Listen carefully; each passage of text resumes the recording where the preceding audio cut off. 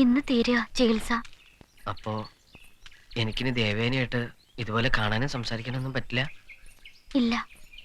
ഞാൻ കാണും, എവിടെയെങ്കിലും വെച്ച് കാണും, സംസാരിക്കും, ആരും അറിയാതെ. വേണ്ട വേണ്ട, എനിക്ക് പേടിയാ. അങ്ങനെയൊക്കെ നമ്മളെ കണ്ട എന്താ ഇവിടുത്തെ ശിക്ഷകളൊക്കെ? കുറ്റം ആണിൻ്റെതാണെങ്കിൽ കൈ വെട്ടിമാറ്റും. പെണ്ണിന്റെ കുറ്റമാണെങ്കിൽ ചെറിയൊരു ശിക്ഷയുള്ളൂ. തമ്മിൽ കാണരുതെന്നൊരു വിലക്ക് തെറ്റിച്ചാ പിന്നെ പെണ്ണ് സ്വപ്നഭൂമിയിൽ വാഴാൻ പറ്റില്ല. അവളെ കരിയാത്ത മലയിലെ കാട്ടാളന്മാർക്കുള്ളതാ. കൈ വെട്ടി മാറ്റിയാലും സാരമില്ല, എനിക്ക് ദേവുവിനെ കാണണം, സ്വകാര്യമായി. കാണാനും ഞാൻ സമ്മതിക്കില്ല.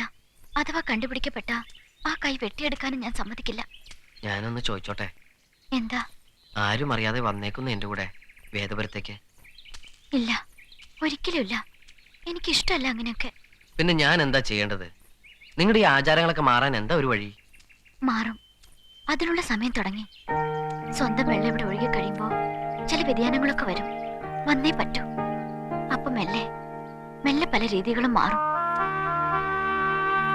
ഇവിടുള്ളവരെല്ലാം ചേർന്ന് എന്നെ ഒരു ആഘോഷമായി വേദപുരത്ത് എത്തിച്ചു തരും. എന്റെ ഒരു മോഹം അത്. അങ്ങനെ സംഭവിക്കുമെന്ന് കരുതുന്നുണ്ടോ? ഉണ്ട്. അതിന് ഒരുപാട് നാളുകൾ എടുത്താലോ? ഞാൻ കാത്തിരിക്കും. 10-15 വർഷങ്ങൾ എടുത്താലോ? ഞാൻ കാത്തിരിക്കും. അതുവരെ തമ്മി കാണരുത്. ശരി, ദേവേനയുടെ ഇഷ്ടങ്ങൾക്ക് ഞാൻ എതിര് നിൽക്കില്ല.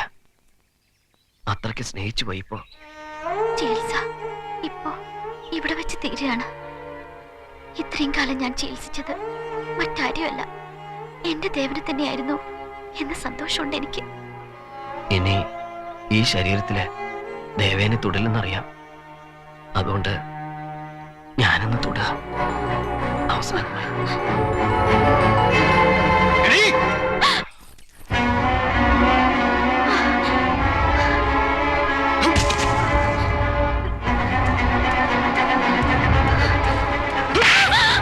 ഒന്നും ചെയ്യരുത്.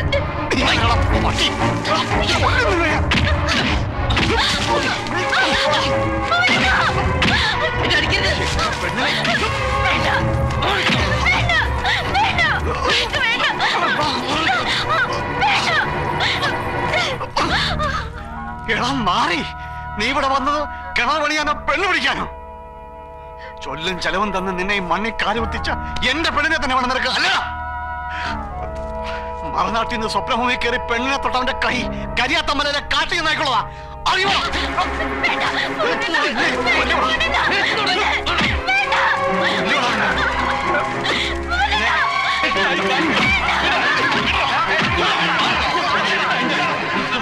കൊന്നാണ് ഞാൻ നിന്നെ.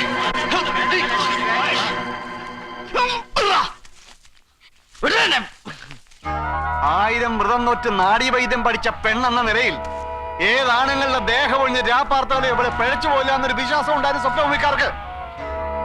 നമ്മളെ മുഴുവൻ വഞ്ചിക്കായിരുന്നവള്. എന്താ ഇവിടെ? എന്താ ഈ നിൽക്കുന്ന സോമാജി വൈദ്യന്റെ മോക്ക് കിണറുത്താൻ വന്ന വേദപുരക്കാരനുമായിട്ട് സ്വപ്നഭൂമിക്ക് നിരക്കാത്ത ചില ബന്ധങ്ങളുണ്ട്, അവിഹിത ബന്ധം. അതിപ്പോ ഞാൻ നേരിക്കണ്ടു. ചികിത്സയുടെ പേരും പറഞ്ഞ് നമ്മളൊക്കെ ഇവിടെ കബളിപ്പിക്കായിരുന്നു. മോളെ വേണ്ട, നാട്ടുകൂട്ടത്തിന്റെ തീരുമാനം പറഞ്ഞിട്ട് നീ മിണ്ടിയാ മതി. അങ്ങോട്ട് പാടുക.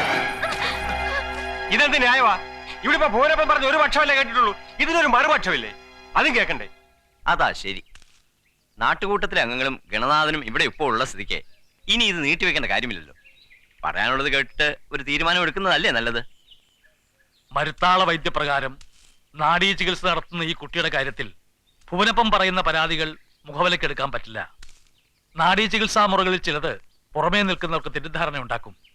അതുകൊണ്ട് ഇക്കാര്യത്തിൽ പെൺകുട്ടിയുടെ വിശദീകരണം മാത്രമേ ഞാൻ സ്വീകരിക്കൂ. കുട്ടിക്ക് പറയാനുള്ളത് പറഞ്ഞോളൂ.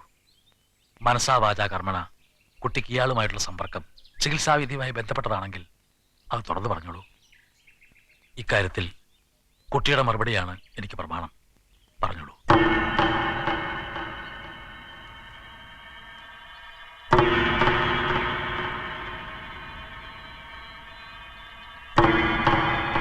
ചികിത്സയുമായി ബന്ധപ്പെട്ടതല്ല.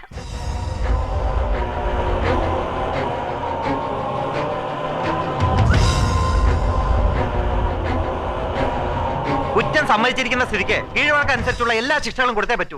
ദേവേന് ഒരു തെറ്റും ചെയ്തിട്ടില്ല. ഞാനാ കഴിയുന്നത്രയും ഒഴിഞ്ഞു മാറാൻ ശ്രമിച്ച ആ കുട്ടിയെ അതിക്രമിച്ച് കടന്നു പിടിച്ചത് ഞാനാ. അല്ല അല്ല, കള്ളമാ പറഞ്ഞത്. ഞാൻ എന്റെ പൂർണ്ണ സമ്മതത്തോടെ ചെന്നതാ.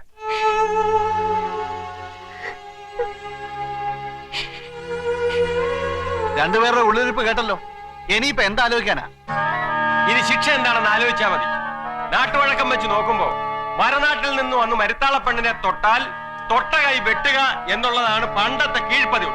പക്ഷെ അത് ഇപ്പൊ ന്യായമാണോ? ചിന്തിക്കണം. അല്ല, ന്യായമല്ല.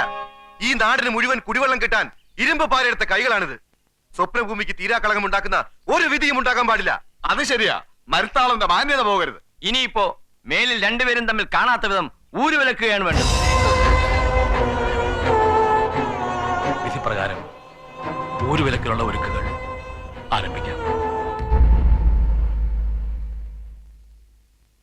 സ്വപ്നഭൂമിക്കും മരുത്താളർക്കും അതിൽപ്പെട്ട ഇരിപ്പുകൾക്കും നടപ്പുകൾക്കും മാനത്തിനും മര്യാദയ്ക്കും പരമ്പരയാ കാവലേറ്റ ഗണനാഥൻ മേൽ ചൊല്ലിയതിൽ നടപ്പിനും മാനത്തിനും കോട്ടം കാട്ടിയ സോമാജിമകൾ ദേവയാനിക്കും വേദപുരത്ത് നിന്നും നാട്ടറതി കടന്നെത്തിയ സുന്ദരകില്ലാടിക്കും മേലിൽ ഒരിക്കലും തമ്മിൽ കാണാൻ പാടില്ലാത്ത ദൂരം കാത്ത് രണ്ടു വെളിപ്പാടകലം നോക്കി കഴിഞ്ഞുകൊള്ളാൻ ഇടം വിലക്ക് കൽപ്പനയാക്കുന്നു. ഈ വിലക്ക് മുറിച്ച്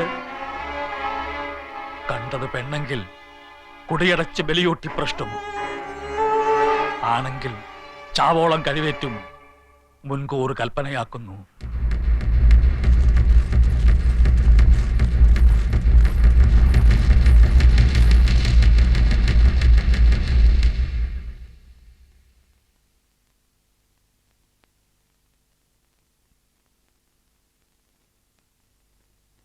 ഇങ്ങത്താ, ഞാൻ നിർത്താം.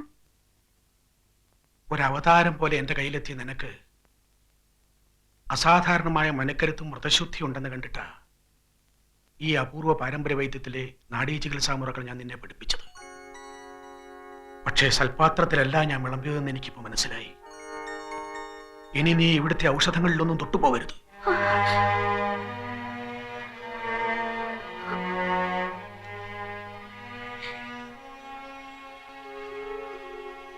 എന്നാലും ഇങ്ങനൊരു തെറ്റ് നിനക്ക് എങ്ങനെ സംഭവിച്ചടി മോളെ?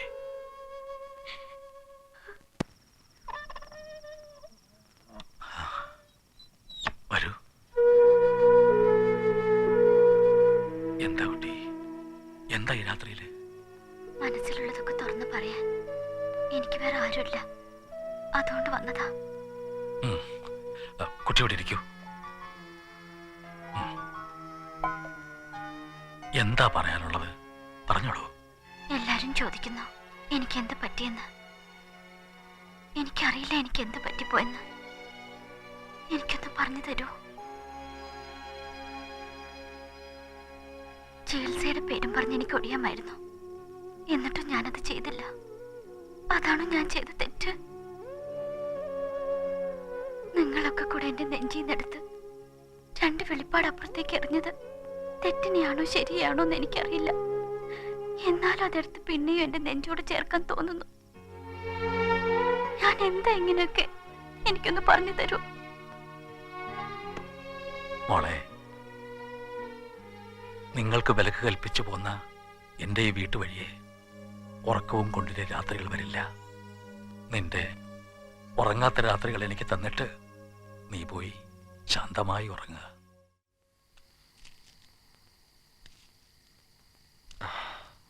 എന്താ? ചിലതൊക്കെ പറയാനാ വന്നത്. പക്ഷേ അതൊക്കെ തുറന്നു പറയാൻ ചില ആചാരങ്ങളുടെ വിലക്കുകൾ എനിക്കുമുണ്ട്. ഇന്ന് നിങ്ങളെ പിടിച്ചകറ്റിയ ഗണനാഥനല്ല, സ്വപ്നഭൂമിക്കാരനായ വെറും രാജമാണിക്യമാണ് ഞാനിപ്പോ. മനുഷ്യരാശിക്ക് മൊത്തം അവകാശപ്പെട്ട വിശുദ്ധമായ കുറെ ചിന്തകളും അറിവുകളും വിദ്യകളും കാത്തു സൂക്ഷിക്കുന്നവരാ ഞങ്ങള്. സഹസ്രാബ്ദങ്ങളായിട്ട് അമൃതതുല്യമായതെന്തും നമ്മൾ പൊതിഞ്ഞു മൂടിയല്ലേ സൂക്ഷിക്കുക. അതുപോലെ സ്വപ്നഭൂമിയിലെ അപൂർവമായ അറിവുകളും വിദ്യകളുമൊക്കെ കുറെ ആചാരവിശ്വാസങ്ങളും അയവില്ലാത്ത കുറെ ചട്ടങ്ങളും കൊണ്ടാണ് പൊതിഞ്ഞു മൂടി സൂക്ഷിച്ചിരിക്കുന്നത്. മരുത്താളരുടെ സൂക്ഷിപ്പുകൾ ലോകത്തിന് തീറെഴുതി കൊടുക്കേണ്ട കാലം വരുമ്പോ അതിന്റെ മുന്നറിയിപ്പായി 2 പ്രധാന ലക്ഷണങ്ങൾ ഇവിടെ കാണുമെന്ന് ഞങ്ങളുടെ പൂർവികർ പറഞ്ഞു വെച്ചിട്ടുണ്ട്. അതിലൊന്ന് ഭ്രഷ്ട് കൽപ്പിച്ച പെണ്ണ് തിരിച്ചെത്തുക. രണ്ടാമത്തേത് സ്വപ്നഭൂമിയിലെ മണ്ണ് സ്വന്തം ജലം കൊണ്ട് നനയുക. ഇത് രണ്ടും സംഭവിച്ചു കഴിഞ്ഞാൽ പിന്നെ ഇവിടെ ഒന്നും മൂടി വെക്കാനില്ല. ഒന്ന് സംഭവിച്ചു കഴിഞ്ഞു. രണ്ടാമത്തേത് നടന്നാൽ സ്വപ്നഭൂമിയിൽ മാറ്റങ്ങൾക്ക് തുടക്കമായി. ഈ മണ്ണിൽ നിന്നും സ്വന്തം ജലകുംഭം ഉയർന്നു വരുന്നതും അതിൽ കുളിച്ച് ഭ്രഷ്ടുമാറിയെത്തുന്ന സുമംഗലിമാരെ സ്വപ്നഭൂമിക്കാർ വാരിപ്പുഴർന്നു സ്വീകരിക്കുന്നതും അറിവിന്റെ പാഠക്കെട്ടുകൾ ഈ ലോകത്തിന് മുമ്പിൽ തുറന്നു വയ്ക്കുന്നതും സ്വപ്നം കണ്ടു നടന്ന ഒരു ചെറുപ്പമുണ്ട് എനിക്ക്. ഞാനൊരിക്കൽ പറഞ്ഞു, ആ സ്വപ്നം സാക്ഷാത്കരിക്കാൻ എത്തിയതാണ് കില്ലാടി ഇവിടെ. തളരാതെ പതറാതെ അത് മുന്നോട്ട് കൊണ്ടുപോകണം. അതിപ്പോ എൻ്റെ ഒരു പുതിയ ആവശ്യം കൂടിയാണ്. പറഞ്ഞല്ലോ, കൂടുതൽ തുറന്നു പറയാനുള്ള സ്വാതന്ത്ര്യം ഇപ്പോഴെനിക്കില്ല. ആ കിണറിന് ഞാൻ തൊടില്ല. നിങ്ങളെ പോലുള്ള മഹാപാപികളുടെ ആചാരങ്ങളൊക്കെ മാറ്റിമറിക്കാൻ ആ മരണക്കിണറിലേക്ക് ഇറങ്ങാൻ എനിക്ക് മനസ്സില്ല. ചെയ്യാത്ത കുറ്റത്തിന് ശിക്ഷിച്ചു വെച്ചിട്ടുള്ള ആ പാപത്തിന് പുറത്തിറക്കി വിടാദ്യം. എന്നിട്ട് മതി ഇവിടുത്തെ മാറ്റങ്ങളൊക്കെ. പോകരുതെന്ന് കരുതിയതാ. പക്ഷെ ഞാനിവിടെ നിന്നാ അവളകത്ത് തീർന്ന് വീർപ്പൂട്ടും. പോവാ, അവളെങ്കിലും ഒന്ന് വെളിച്ചം കണ്ട് നടക്കട്ടെ. കില്ലാടി,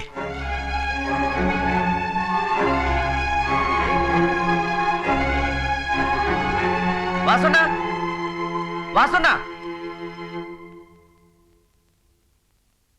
അമ്മ, ഈ സ്വപ്നഭൂമിയിലേക്കാ വന്നതെന്ന് നീ എന്നോട് പറഞ്ഞില്ലല്ലോ മോനെ. വിവരമൊന്നുമില്ലാഞ്ഞ് പ്രദീപിന്റെ വീട്ടിൽ അന്വേഷിച്ചപ്പോഴാ അറിഞ്ഞ് നീ ഇവിടാണെന്ന്. സന്തോഷം കൊണ്ട് നെഞ്ചു നിറഞ്ഞപ്പോ നിന്നെ ഒന്ന് കാണണമെന്ന് തോന്നി. അച്ഛന്റെ നടക്കാതെ പോയൊരാഗ്രഹ. കിണറ് കുഴിക്കുകയാണെങ്കിൽ സ്വപ്നഭൂമിയിലാ കുഴിക്കേണ്ടതെന്ന് എപ്പോഴും പറയും. എല്ലാരും തോറ്റെടുത്ത് ജയിക്കണം. അപ്പൻ അപ്പൂപ്പന്മാർ 1000 കിണർ കുഴിച്ചിട്ടുണ്ടെങ്കിലും നീ ഈ ഒരൊറ്റ കിണർ മാത്രം കുഴിച്ചാ മതി. അമ്മയ്ക്ക് തൃപ്തിയാ. അതൊരിക്കലും നിന്റെ മരണക്കിണറാവില്ല മോനെ. എന്തിനാ ഇങ്ങനെയൊക്കെ പറയണേ? ചെയ്യടെ പ്രേമാന്നങ്ങോട്ട് പറഞ്ഞാ പോരെ? ചെയ്തിരിക്കും. ഇവനെല്ലാം എന്നോട് പറഞ്ഞു. നിനക്കെന്താ ആ ദേവയാനിയോട്? എനിക്കൊന്നുമില്ല. ഏയ്, ആ ദേവേനിയോട് എനിക്കൊന്നുമില്ല. പഞ്ചപാവങ്ങളായി സ്വപ്നഭൂമിയിലുള്ളവര്. നീ അവരുടെ മണ്ണ് നനച്ചുകൂടെ? നിന്റെ കാൽക്കൽ അവരെന്തും കൊണ്ടുവയ്ക്കും. എന്തും.